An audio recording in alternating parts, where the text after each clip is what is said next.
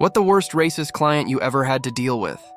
I worked at a digital marketing company where we guaranteed leads for small businesses if they used our call tracking and recording. One of my clients, Scott, ran a contracting business with his dad, and he was a nightmare from day one.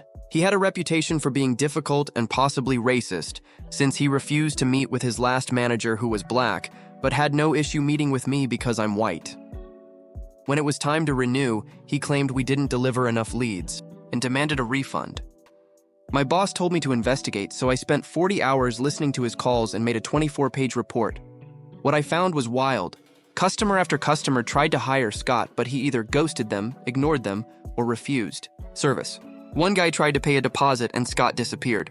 Another call came from a housing official needing a quote for a low-income area, and Scott refused once he realized it was a Black and Hispanic neighborhood.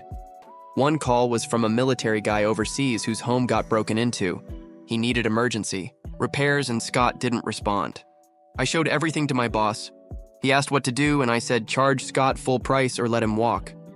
My boss agreed, so I told Scott in a meeting. He lost it, screamed insults, demanded refunds, said I should be fired. I stood firm and told him he was the problem, not us.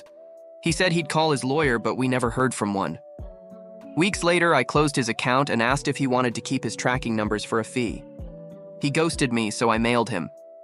He blew up again, sending hateful texts. But here's the twist. We had 7 tracking numbers for his business, and they were still getting calls. So I transferred those numbers not to him, but to his competitor, Bobby. Bobby was reliable and respectful.